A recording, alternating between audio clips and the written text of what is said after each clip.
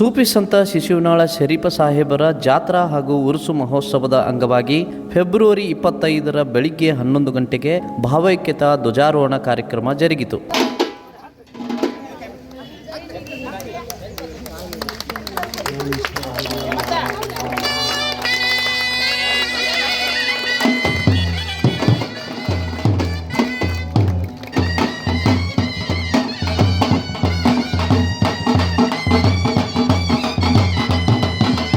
ಈ ಭಾವೈಕ್ಯತಾ ಧ್ವಜಾರೋಹಣವನ್ನು ಟ್ರಸ್ಟ್ ಕಮಿಟಿಯ ಉಪಾಧ್ಯಕ್ಷರಾದ ಎಸ್.ಎಲ್. ಪಾಟೀಲ್ ನೆರವೇರಿಸಿದರು. ಈ ಸಂದರ್ಭದಲ್ಲಿ ಟ್ರಸ್ಟ್ನ ಸದಸ್ಯರು, ಕಾರ್ಯದರ್ಶಿಗಳು, ಊರಿನ ಹಿರಿಯರು, ಸಂತರು, ಸ್ವಾಮಿಗಳು, ಫಕೀರರು, ಪೊಲೀಸ್ ಅಧಿಕಾರಿಗಳು ಹಾಗೂ ಸಿಬ್ಬಂದಿಗಳು, ಶಾಲಾ ಶಿಕ್ಷಕರು ಮತ್ತು ವಿದ್ಯಾರ್ಥಿಗಳು ಭಾಗವಹಿಸಿದರು.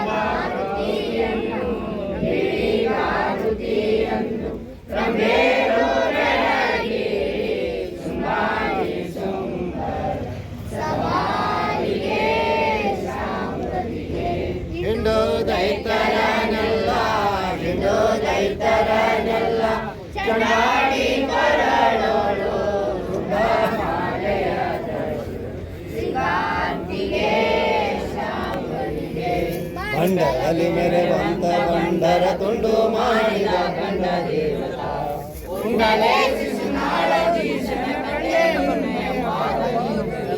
ಅಮ್ಮ ಗಾರುತಿಯನ್ನು ದೇವಿ ಗಾರುತಿಯನ್ನು ರಂಗೇರೋ ಬೆಳಗೇರೆ ಶುಂಭಾರಿ ಶುಂಭರ ಸವಾರಿಗೆ ಶಾಂಬರಿಗೆ. ಹಾವೇರಿ ಜಿಲ್ಲಾ ಶಿಗ್ಗಾಂವ ತಾಲೂಕು ಕ್ಷೇತ್ರ ಶಿಶುವಿನಹಾಳ ಗ್ರಾಮದಲ್ಲಿ ಪ್ರತಿ ವರ್ಷದಂತೆಯೇ ಈ ವರ್ಷವೂ ಸಹ 2026ರ ಈ ಒಂದು ಶಿವರಾತ್ರಿ ತದನಂತರ ದಶಮಿ ತಿಥಿಯಲ್ಲಿ ಶ್ರೀ ಶರೀಫ ಶಿವಗಳವರ ಮತ್ತು ಗುರು ಗೋವಿಂದ ಶಿವಗಳವರ ಒಂದು ಭಾವೈಕ್ಯದ ಧ್ವಜಾರೋಹಣದ ಒಂದು ಸಾಂಕೇತಿಕವಾಗಿ ಧ್ವಜಾರೋಹಣವನ್ನು ಮಾಡಿದ ನಂತರ ದಿನಾಂಕ 26/2/2026 ಗುರುವಾರ ಸಾಯಂಕಾಲ 5 ಗಂಟೆಗೆ ಅಜ್ಜನವರ ವಿಶೇಷವಾಗಿರ್ತಕ್ಕಂಥ ಅಲಂಕೃತವಾಗಿರ್ತಕ್ಕಂಥ ಮಹಾರಥೋತ್ಸವ ಸುಮಾರು 10ರಿಂದ 15 ಲಕ್ಷ ಜನರ ಮಧ್ಯದಲ್ಲಿ ಜರುಗುವಂತಹ ಈ ಕಾರ್ಯಕ್ರಮ.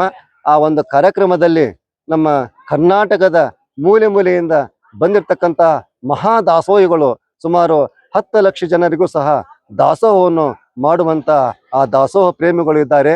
ಅದಾದ ನಂತರ ಮಾರನೇ ದಿನ 27/2/2026 ಸಾಯಂಕಾಲ ವಿಶೇಷ ಒಂದು ಕುದುರೆಯ ಮೆರವಣಿಗೆಯ ಮೇಲೆಗೆ ನಮ್ಮ ಅಂಬಾರಿಯ ಮೇಲೆ ಕಡುಬಿನ ಕಾಳಗ ನಡೀತಾ ಇದೆ. ಶರೀಫಜ್ಜವರು ಏನು ಹೇಳ್ತಾರಪ್ಪ ಅಂತಂದ್ರೆ, ಈ ನಮ್ಮ ಶರೀಫಜ್ಜನ ಜಾತ್ರೆಯಲ್ಲಿ ಕರಿಂಡಿ ರೊಟ್ಟಿ ತಿಂದವನ ಗಟ್ಟಿ ಅಂತ ಹೇಳ್ತಾರೆ. ಆ ಒಂದು ಕರಿಂಡಿ ರೊಟ್ಟಿಯನ್ನ ತಿಂದು ತಾವೆಲ್ಲರ ಗಟ್ಟಿಯಾಗಿ ಈ ನಮ್ಮ ಕರ್ನಾಟಕದ ಎಲ್ಲ ಭಕ್ತಾದಿಗಳು ಈ ಒಂದು ನಮ್ಮ ಭಾವೈಕ್ಯದ ಒಂದು ಮಂದಿರಕ್ಕೆ ಬಂದು ಎಲ್ಲರ ಸೇವೆಯನ್ನು ಸಲ್ಲಿಸಿ ತನು ಮನ ಧನದಿಂದ ಸಹಕರಿಸಬೇಕು ಎಂದು ತಮ್ಮಲ್ಲಿಂದ ವಿನಂತಿಸಿಕೊಳ್ಳುತ್ತೇವೆ. ಶಿವರಾತ್ರಿ ಅಮಾವಾಸ್ಯೆಯ ನಂತರ ದಶಮಿ ತಿಥಿಯಂದು ನಮ್ಮ ಶ್ರೀ ಕ್ಷೇತ್ರದಲ್ಲಿ ಮಹಾರಥೋತ್ಸವ ಜರುಗುತ್ತದೆ.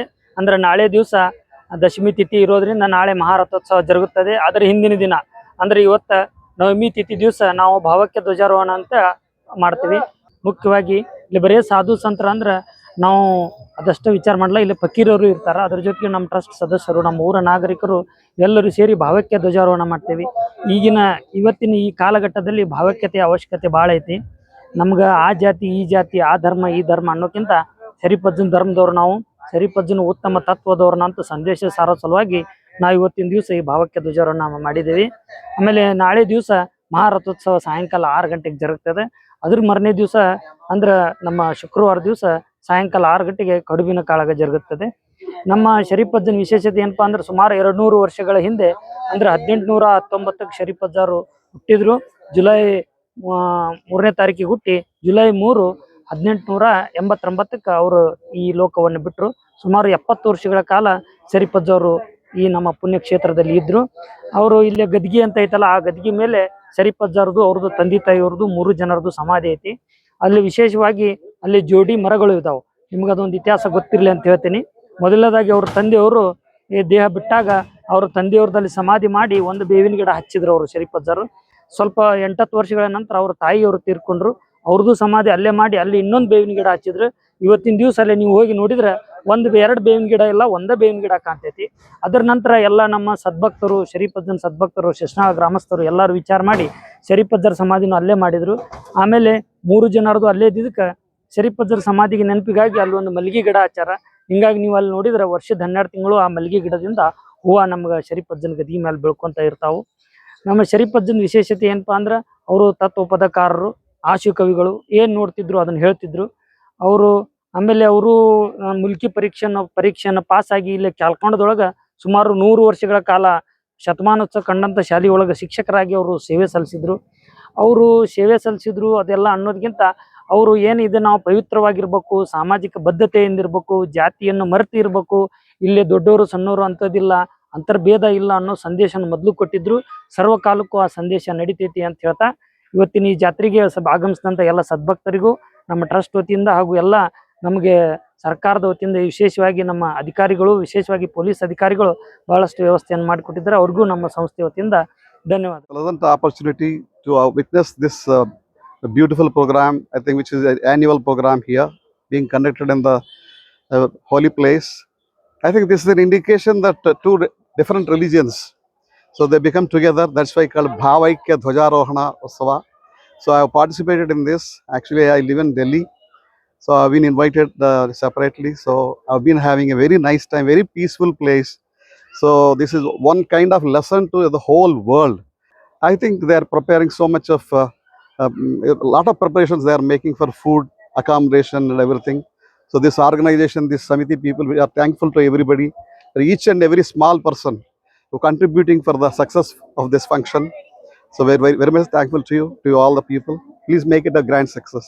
ಗೋವಿಂದ ಭಟ್ಟರು ಶಿಶುನಾಳ ಶರೀಫರು ಈ ನಾಡಿಗೆ ಒಂದು ಭಾವೈಕ್ಯತೆ ಸಾಮರಸ್ಯವನ್ನು ಸಾರಿ ನಾವೆಲ್ಲರೂ ಜಾತಿ ಮತ ಪಂಥಗಳನ್ನು ಮರೆತು ನಾವೆಲ್ಲರೂ ಒಂದಾಗಿ ಬಾಳಬೇಕನ್ನೋ ಒಂದು ಸಾಮರಸ್ಯ ಸಂದೇಶವನ್ನು ಸಾರಿದಂಥ ಈ ಮಹಾ ಸಂತರ ಈ ಮಣ್ಣಿನ ಸೊಗಡು ಎಂಥದಿದೆ ಅಂದರೆ ಅದು ಯಾರಿಂದಲೂ ಇದನ್ನು ಅಳಿಸಲು ಸಾಧ್ಯವಿಲ್ಲ. ಅಂಥ ಮಣ್ಣಲ್ಲಿ ಈ ನಾಡಲ್ಲಿ ನಾವು ಹುಟ್ಟಿದೀವಿ ಅಂದರೆ ನಮ್ಮ ಜನ್ಮ ಪಾವನ ಅಂತ ನಾವು ತಿಳ್ಕೊಬೇಕು. ಯಾಕಂದ್ರೆ ಇಂಥ ನಾಡಿನಲ್ಲಿ ಇಂಥ ಶರಣರು ನಡೆದಾಡಿ ಈ ಓಡಾಡಿ ಅನೇಕ ಪವಾಡಗಳನ್ನು ಮಾಡಿ ನಮಗೆ ಸಾಮರಸ್ಯದ ಒಂದು ಸಂದೇಶವನ್ನು ಸಾರಿ ಈ ಸಂತರು ಇವತ್ತು ನಮ್ಮನ್ನು ಎಲ್ಲರನ್ನು ಒಗ್ಗೂಡಿಸುವಂಥ ಎಲ್ಲ ಜಾತಿ ಧರ್ಮ ಭೇದ ಭಾವಗಳೆಲ್ಲ ಎಲ್ಲರನ್ನು ಒಗ್ಗೂಡಿಸಿ ಈ ಜಾತ್ರೆಯನ್ನು ವಿಜೃಂಭಣೆಯಿಂದಾಗಿ ನಾವು ಎಲ್ಲರೂ ಸೇರಿ ಮಾಡ್ತೀವಿ.